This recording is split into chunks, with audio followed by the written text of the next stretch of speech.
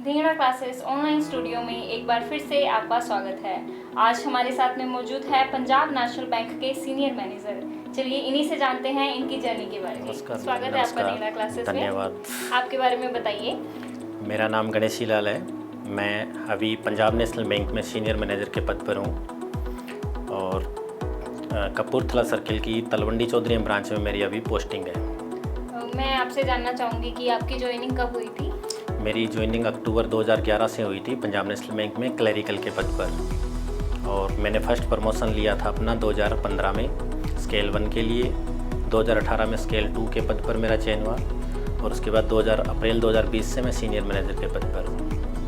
मतलब आपने ग्रोथ की, एज ए क्लर्क आपने ज्वाइन किया और उसके बाद आप धीरे धीरे ग्रो करते गए और आज आप इतनी बड़ी पोस्ट पे हैं, सीनियर मैनेजर की पोस्ट पे। तो आपकी लाइफ में इस दौरान क्या क्या बदलाव आए? मेरी लाइफ में जब मैं बैंक में लगा था उसके बाद से मैंने बहुत कुछ मेरे को सीखने को भी मिला। मेरी लाइफ में भी बहुत कुछ चेंज आया। जब मैंने स्टार्ट किया था बैंक में तब मुझे कोई नहीं जानता था, और आज जैसे जैसे मैंने ग्रोथ करता गया लगभग मेरी 5 जगह पोस्टिंग रह चुकी है क्लरिकल से लेकर अब तक, और हर जगह मेरी अच्छी जानकारी है, अच्छी रिस्पेक्ट है, अच्छा काम करते हैं। जो बैंक जो भी काम के लिए बोलता है हमेशा आगे तत्पर रहते हैं और कभी पीछे मुड़कर नहीं देखा अभी ये काम मेरा है या ये काम मेरा नहीं है। इसीलिए हम आगे आगे चलते गए, स्टेप बाय स्टेप अब सीनियर मैनेजर पद तक पहुंच गए। अगले साल मेरा स्केल 4 के लिए मैं एलिजिबल हो जाऊंगा। और मैं आपसे जानना चाहूँगी, जब आप तैयारी करते थे तो पढ़ने की आपकी क्या स्ट्रेटजी रहती थी? जब मैं तैयारी करता मैंने तैयारी की थी 26 जनवरी 2011 से मेरा पहला बैच स्टार्ट हुआ था जब मैंने स्टार्टिंग किया था। और मैं आपको बता देना चाहता हूँ कि जब मैंने क्लासें स्टार्ट की थी उस टाइम मैं पढ़ाई से बिल्कुल अनटच था। मैं खेती करता था उस टाइम। 2 साल खेती करने के बाद जब मुझे ये लगा कि यार अब एक चांस लेना चाहिए, क्योंकि नहीं तो ओवरेज हो जाएंगे, जो कोटा वगैरह मिलता है वो भी ख़त्म हो जाएगा, तो एक चांस लेते हैं। खेती छोड़ के मैंने जनवरी 2011 में मैंने कोचिंग स्टार्ट की थी और 31 अक्टूबर 2011 को मैंने पंजाब नेशनल बैंक ज्वाइन कर लिया था। 18 अप्रैल को मेरा पहला एग्ज़ाम था बैंक ऑफ बड़ौदा का, मुझे अच्छी तरह से याद है। 8 बैंकों के मैंने एग्ज़ाम दिए थे, तब अलग अलग एग्ज़ाम हुआ करते थे हर बैंक के। मेरे 8 के 8 एग्ज़ाम क्लियर थे और 4 मैंने इंटरव्यू दिए थे, 4 इंटरव्यू मेरे क्लियर थे। स्टडी की जो मेरी स्ट्रेटेजी रहती थी वो यही थी कि जो मेरे को क्लास में परिपूर्ण तैयारी करता था उसकी, चाहे मुझे वो 10 बजे तक याद हो जाए, चाहे मुझे वो 12 बजे तक याद हो जाए। कभी मैंने ये नहीं कि रात को 1 बजे तक पढ़ रहा हूँ, सुबह 4 बजे उठ गया, नहा धो के फिर पढ़ने बैठ गया, बिल्कुल नहीं। जो मेरे को क्लास में बताया वो जब भी मेरा एकदम तैयार हो गया उसी टाइम अपनी किताबें बंद करके सो जाते थे। सुबह मेरी 6:30 बजे क्लास हुआ करती थी जनवरी के महीने में, और 6:30 बजे मैं नहा धो के और 15 किलोमीटर से चल के यहाँ आ जाया करता था। इतनी धुंध हुआ करती थी कि कपड़े गिल्ले हो जाया करते थे। क्लास में आके जब बैठते थे ना, कपड़े गिल्ले होते थे, ठंड लगती थी। लेकिन जो क्लास में बताया उसको हमेशा तैयार किया, उसके अलावा कहीं कोई एक्स्ट्रा क्लास, कोई कोचिंग, कोई इंग्लिश की कुछ नहीं किया। मैं आपसे जानना चाहूँगी कि आपके जॉब लगने से पहले से लेके और अब मैनेजर तक के सफ़र में धिंगड़ा क्लासेस का क्या योगदान रहा?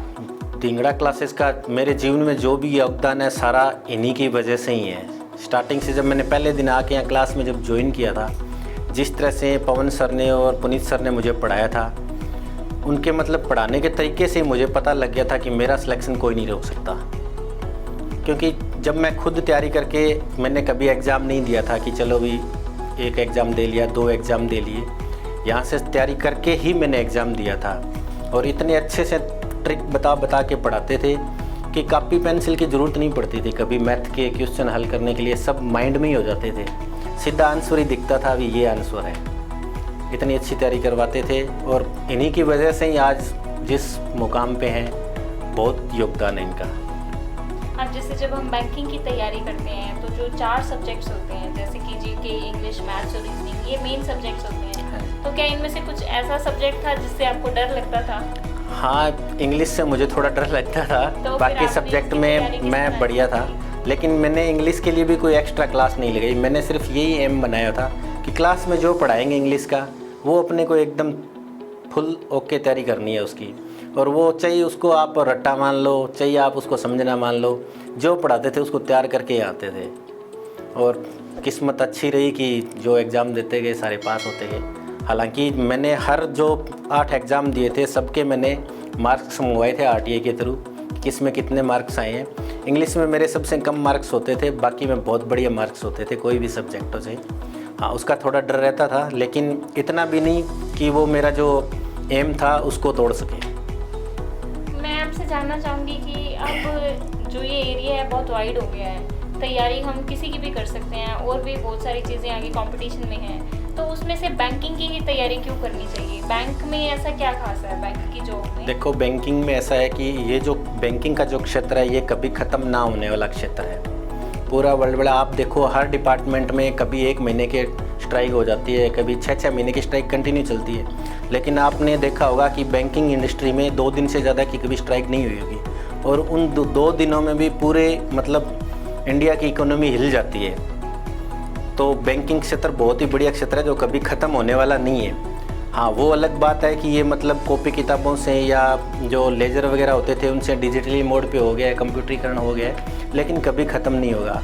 दूसरा, वाइट कॉलर जॉब है, सारा दिन अपने अंदर AC के अंदर बैठ के काम करना है। बाकी हर डिपार्टमेंट में टारगेट बेस है, फील्ड में जाओ, बंदा सुबह नहा धो के तैयार होके जाता है, शाम को जब वापस आता है तो कई डिपार्टमेंट तो ऐसे हैं कि पहचाना ही नहीं जाता कि सुबह जो गया था वही है क्या, है ना। और बैंकिंग में ऐसा आराम से AC में बैठ के काम करना है, बढ़िया सर्विस कस्टमर को देनी है, और एंडलेस मतलब जॉब है, एनी टाइम चलता रहेगा, कभी ख़त्म नहीं होगा।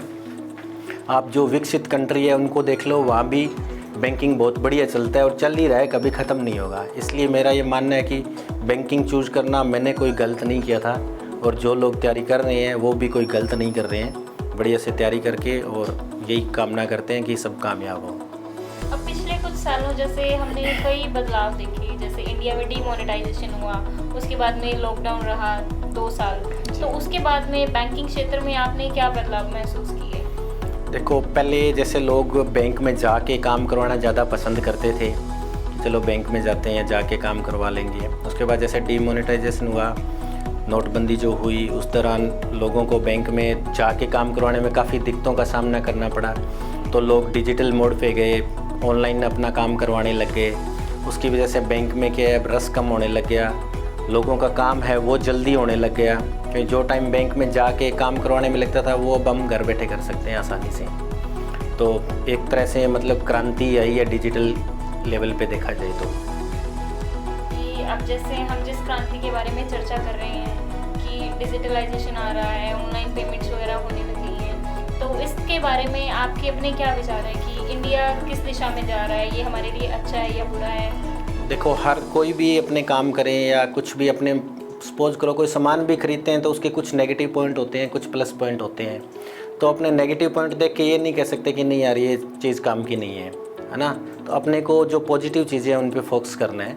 तो डिजिटलाइजेशन जो हो रहा है, तो हर देखो लोगों के जो काम 6-6 महीने होने में लग जाते थे वो आजकल घंटों में, दिनों में हो रहे हैं। तो इसके जो नुकसान है, अगर अपने सेफ़ तरीके से करेंगे, ऑनलाइन बैंकिंग है या डिजिटल मोड पे जो भी काम कर रहे हैं, अगर सेफ़ तरीके से करेंगे, अपने किसी को अपने निजी जानकारी नहीं बताएंगे तो इसका कोई नुकसान नहीं है।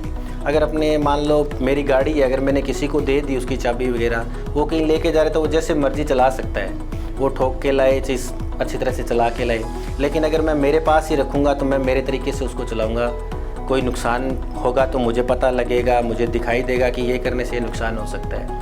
वही ऑनलाइन वाला सिस्टम है, अगर अपने किसी को नहीं बताएंगे अपनी निजी जानकारी तो अपने साथ कोई कुछ नहीं कर सकता।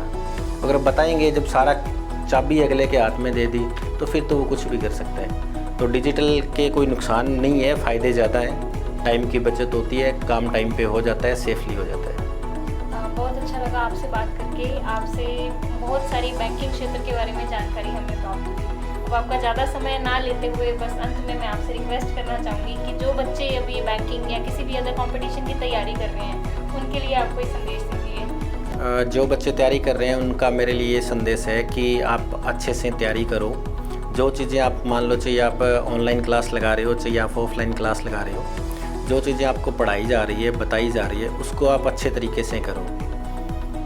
इधर उधर भागने की या 4 जगह जाने की कोई ज़रूरत नहीं है। आप एक चीज़ का सिलेक्शन कर लो, भी मेरे को ये करना है और यहीं से करना है, सफलता आपके कदम चूमेगी। यही संदेश देना चाहूँगा। बहुत बहुत धन्यवाद आपका, Welcome. आपका कीमती समय हमें देने के लिए। Thank you. बने रहिए ढींगना क्लासेस के साथ।